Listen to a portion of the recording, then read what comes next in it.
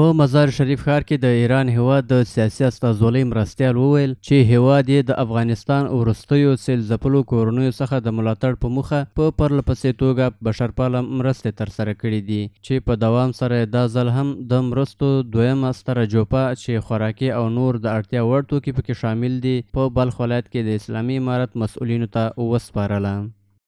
این اقلام هم همون مثل سابق چادر، اقلام غذایی و الان هم یه سری اقلام دارویی هم خدا رو شکر به لطف دوستان تهیه شده و تحویل مقامات گردید. له بلې خوا په شمال زون کې د سرې میاشتې عمومي رئیس د یادو مرستو د تسلیمۍ پر مهال د ایران هیواد له استازو څخه د مننې کولو ترڅنګ ډاډ ورکړ چې یادې مرستې به د یو روڼ او شفاف بهیر له مخې د شمال د وروستیو سیل ځپلو کورنیو باندې ویشي. این کمک ها از طریق هلال احمر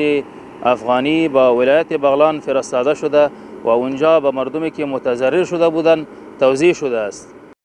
د یادولو وړ ده چې د ایران هیواد له لوري له یوې اونۍ څخه په کمه موده کې دا دویمه د مرستو جوپه ده چې د وروستیو طبیعي پیښو څخه د زیانمنو شوو کورنیو سره د مرستې په موخه بلخ ولایت ته راورسېدله چې په یادو مرستو کې ترپال، چپرکټ، خیمې، د اشپزۍ لوښي، جامې او خوراکي توکي شاملیږي.